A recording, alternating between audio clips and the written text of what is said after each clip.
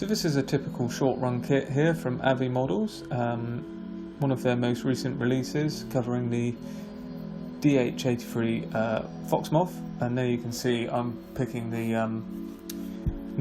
Spanish nationalist marking for the Spanish Civil War, which is when in the boxing. This is foreign use boxing, so we've got a Japanese and a few other different versions that you can pick. You can see it all comes in one bag, and it's a little bit tricky to get out, but I get there in the end.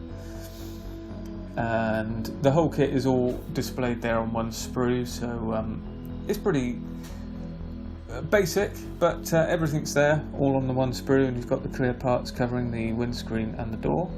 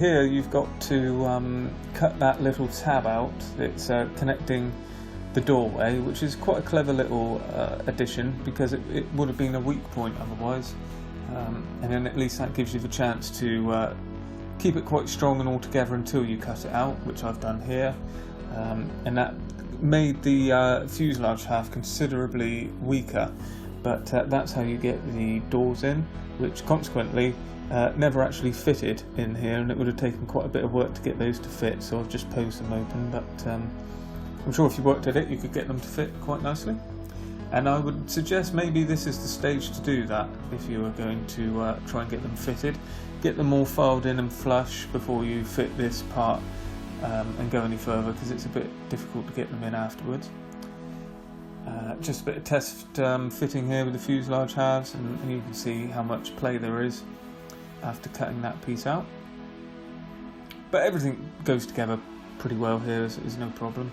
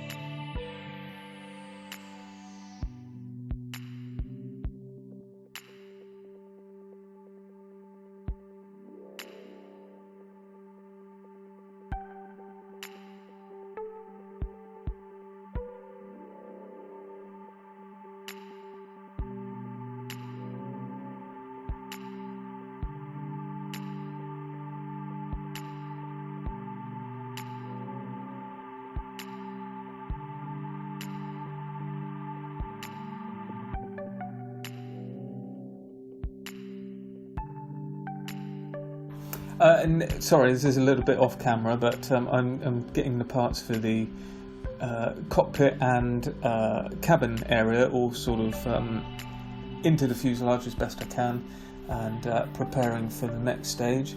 You can see there in the background, I've shown you earlier, the chair and attached to the lower wing, and now we've got the chair going on for the cockpit.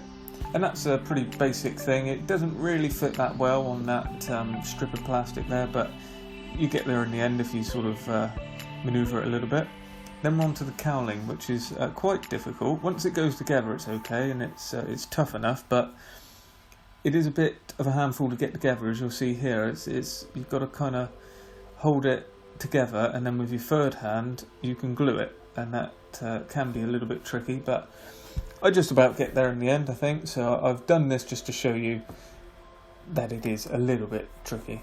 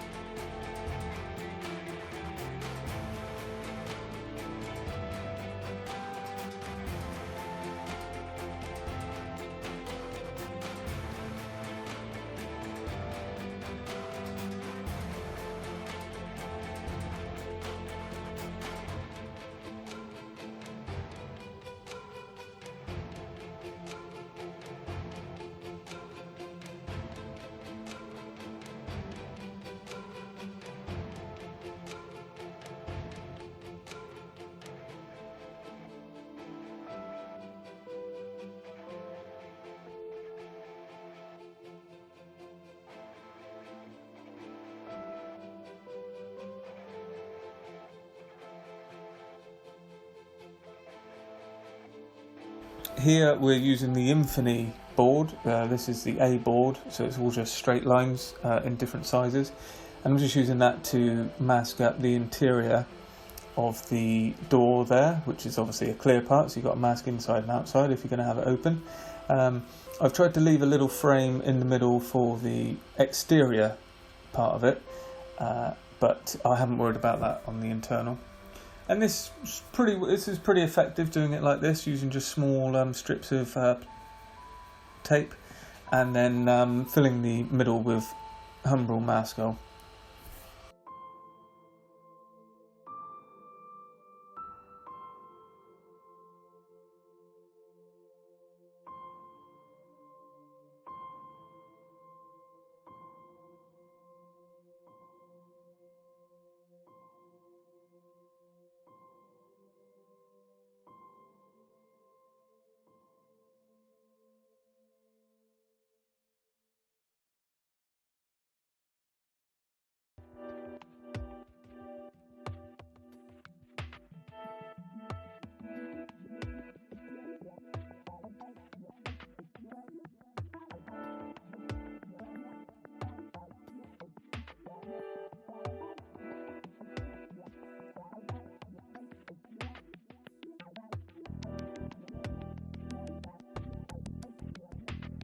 So I'm just attaching the fuel tank here to the upper wing, and you've got to be careful here, make sure you clamp it because it does want to sort of spring out and leave a gap, so it's best to try and get in there quite well.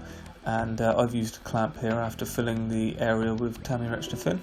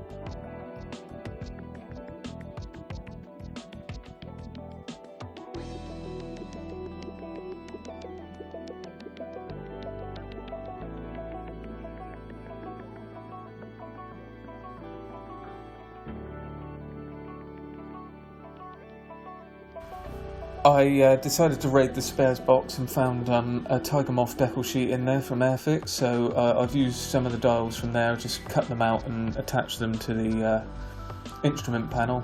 Didn't really worry too much about it.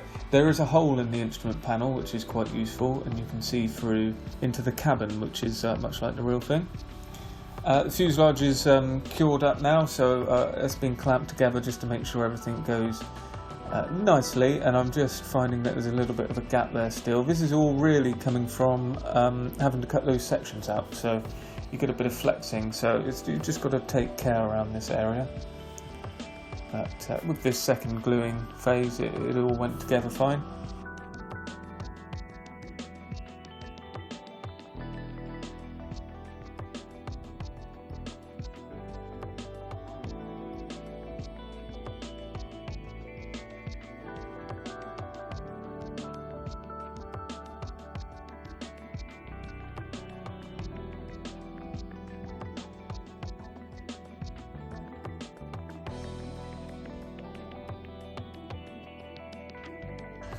There was a bit of modification needed to the fin here with the rudder attached, so that tab's a little bit too deep, so I'm cutting it so that it doesn't foul so much, and cutting this little section off, this sliver, and sanding it back a little bit allows the fin to touch down onto the rear of the fuselage.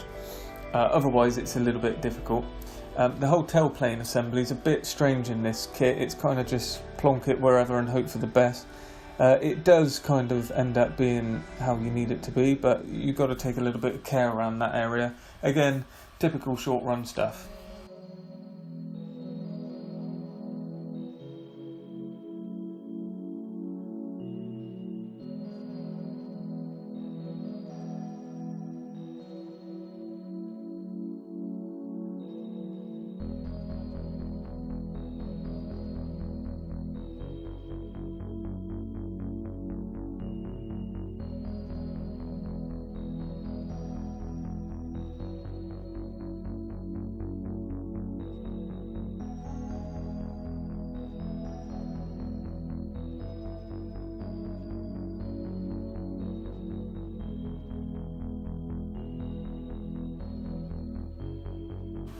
Just checking the airframe now, that it's hoping that a lot of the seam lines are quite nicely taken care of and smooth, and thinking about adding the primer coat. The tailplane assembly has actually gone on better than I expected. It looked pretty rough all the way up to it. This is a nice touch to the kit, that you can leave the cowling off and it actually snaps on and will hold there slightly, so it is a very good fit. So for my particular marking scheme, that's a different colour, so that helps with after the painting stage it can be glued together, and that gives you a very definite line, which is a lot better than if you try and mask it. And here is the picture of the aircraft I'm making, and interestingly in the instructions, this is why it's always good to have a look at references, that this spine is not, it's not asked to put that on in the kit, but here you can see it obviously is present, and that's because this was captured in Spain from the Republicans, and it did have the full canopy, and they must have taken off the middle section, kept the windscreen, so that spine is there. Now, as you can see here, the placement is a bit hit and miss. You've kind of got to take your best guess at it, and it did take me longer than it should have, really, to fathom out that if I use the canopy section with the windscreen attached, I can line everything up from that, but that's what I eventually did. And it is meant to, how I've got it there, it's meant to just touch the fin slightly, it's meant to be just a very tiny gap there. And I get there in the end. I think I'll show you that.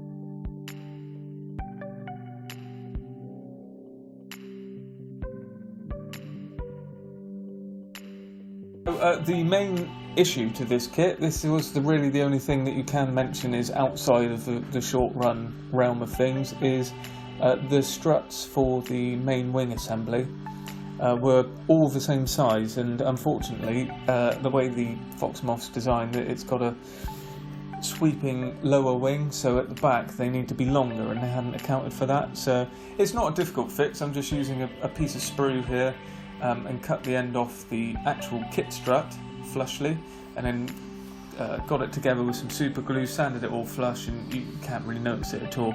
And they're just about the right size, and then I just sand them down once I get them in position. And it all worked out okay, but it's just something to be aware of. They don't fit out of the kit.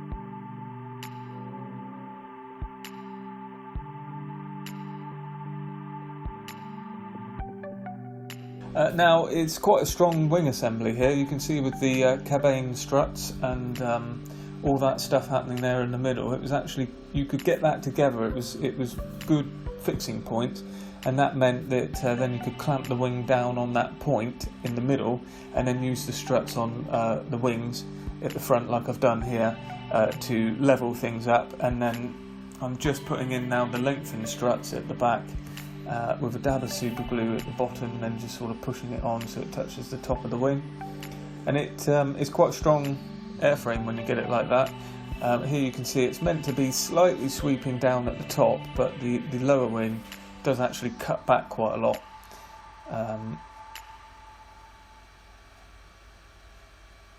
That's looking okay, and now I've got the wheel struts on here as well for the landing gear.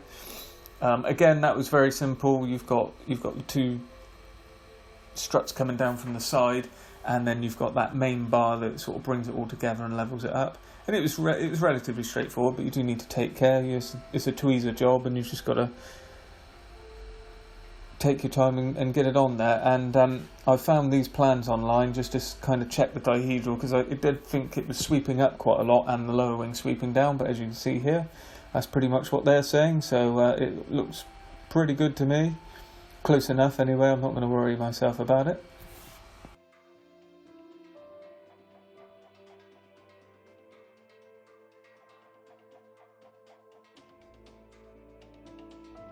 I've also added on these pegs here for the rudder and elevators, which aids rigging right at the end. These aren't moulded on the kit, and you do really need them because otherwise it's a bit difficult to find any fixing points for the rigging.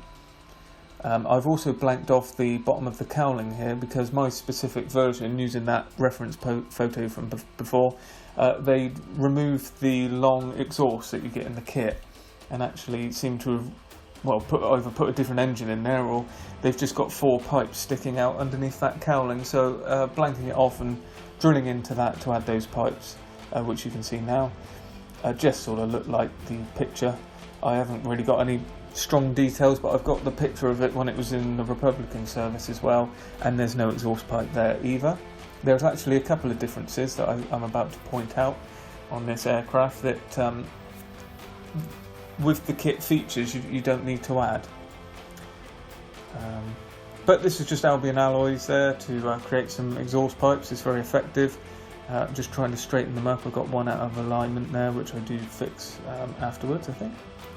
It'd also be good to drill out that scoop on the side of the cowling as well, but I never did that because I only noticed it when it was painted.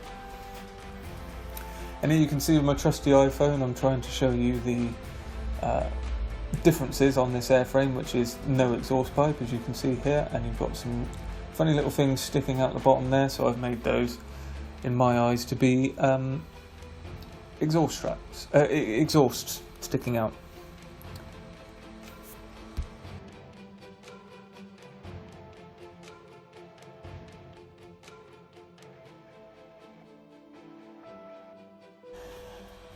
And this is me just for to go over the top and prove the point that that piece there, which I think is the fuel pipe running down from the fuel tank on the top, that also wasn't on the aircraft that I'm trying to depict, so I haven't added that myself either. There's actually just a little peg on the top of the fuselage, which I've made out of plastic card and just added that in.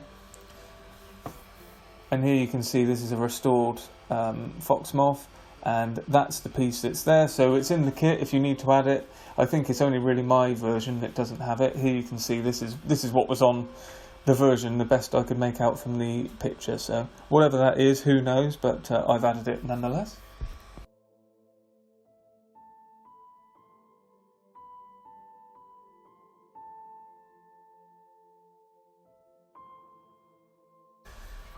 So here you can see I've sort of skipped the painting stage because there wasn't much to show. I've literally sprayed the aircraft XF80 with light grey, and the wingtips I've used MRP white. And then the cowling here that I'm about to show you is XF24 dark grey, so that's Tamiya, and everything's had a gloss coat.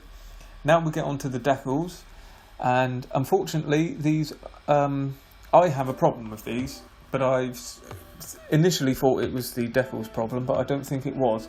They are temperamental and they are a bit fussy, and you do need to take care. They're incredibly thin and very sticky, so I'm used to quite robust decals, and you get them off the sheet with tweezers, like a lot of us probably do. It's not quite the way you're meant to do it. That won't work with these decals at all. What you'll need to do is the traditional method, where you cut it out, wet the paper, bring it up to the model, and then move it onto the model from the paper whilst it's touching very, very gently, and then you'll be okay. So I actually get the stripes on. I don't get those markings there, the cross on the tail. I get something from the spares box for that.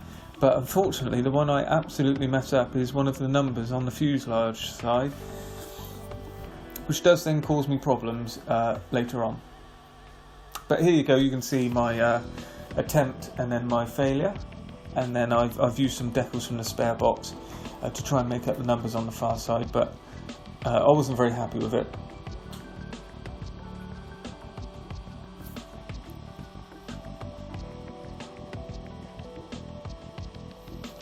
And there you go, decal is, that wasn't floated in water. I was trying to repair it from the water. I usually soak the paper, bring it out, and then move it across.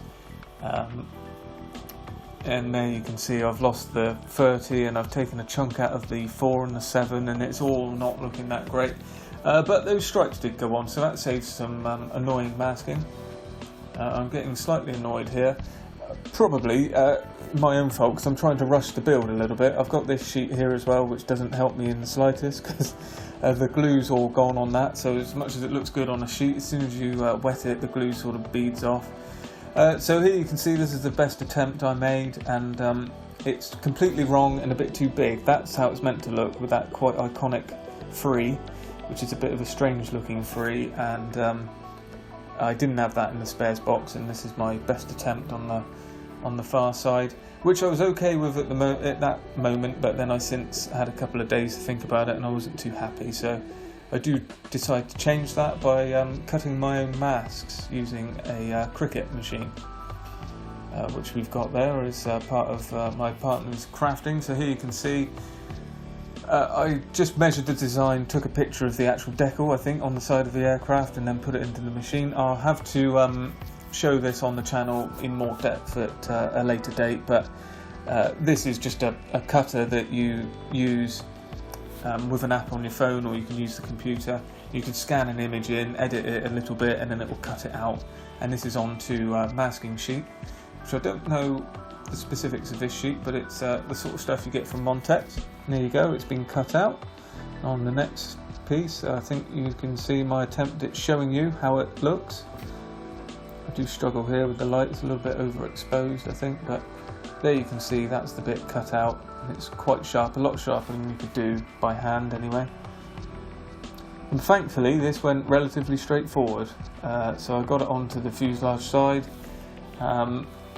without much distortion on it, and then sprayed it with MRP black.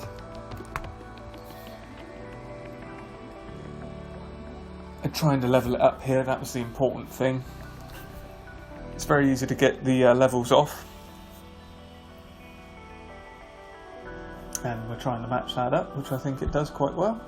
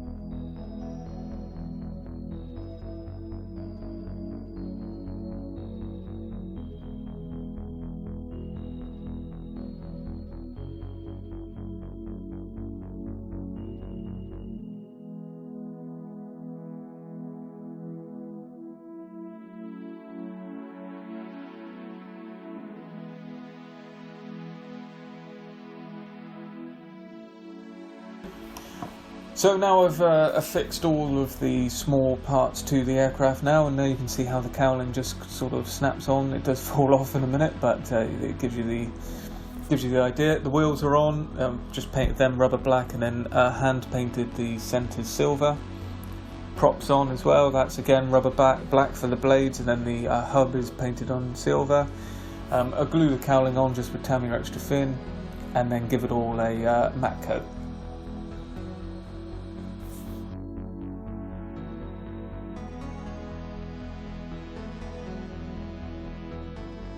So here you can see now that it's all coming together quite nicely, so all that's left is rigging. The windscreen's gone on, and I've again glued that with Tamiya Extra Thin, masked it up and sprayed it silver, picked out the frames around the windows on the fuselage as well in silver, and added the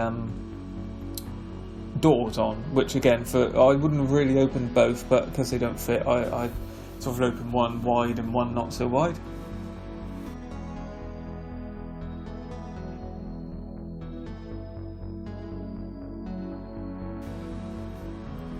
And then we're on to some oil, so we've got a bit of sped up video here. Not much to say, it's just raw umber mixed in my own sort of consistency with some odourless thinners, and run around the panel lines in a few areas just to give it some depth.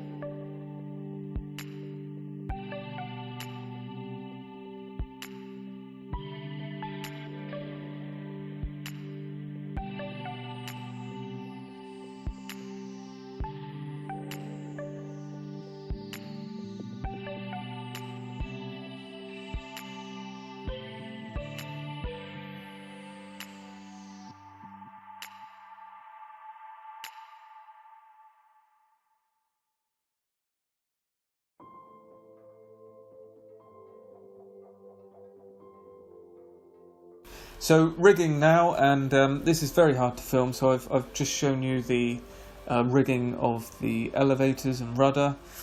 You've got pre-drilled holes on the fuselage there for all of those lines, so I decided to glue the pieces of rigging into those holes and then pull them back to the pegs I showed earlier, where I run a bit of super glue over the top of the pegs and just pull the rigging across it, and it tends to set the super glue very quickly then.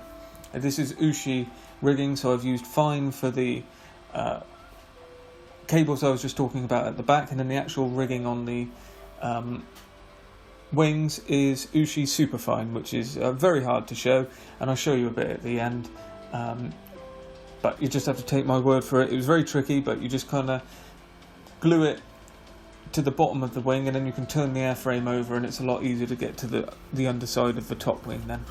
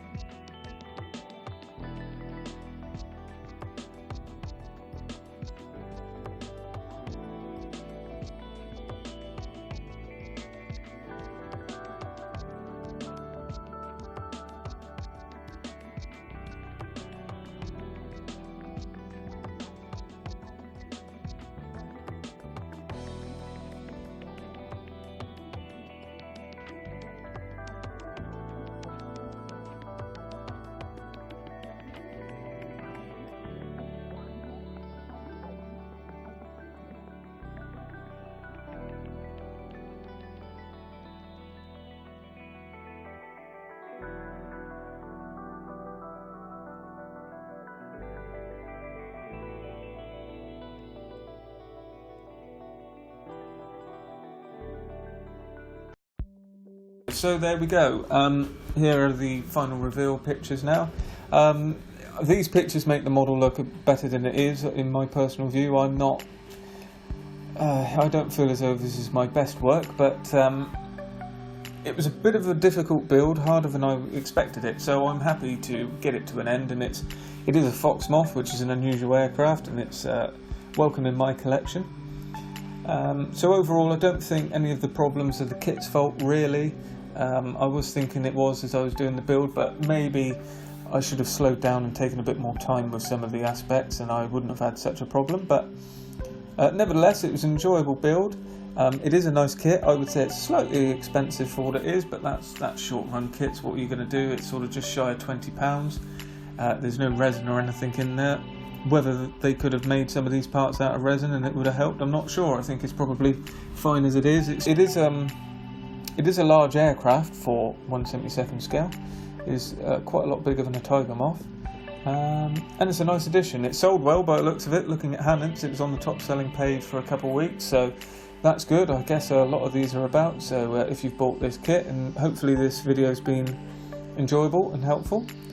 And if you have enjoyed what you've seen, please let me know in the comments below if you're thinking about building it, or if you have built it, if you've had any issues or found it difficult anywhere. And if you have enjoyed the video, please give it a like. If you haven't already, please consider subscribing to the channel. And if you like what you see, stay tuned, and I'll see you in the next video.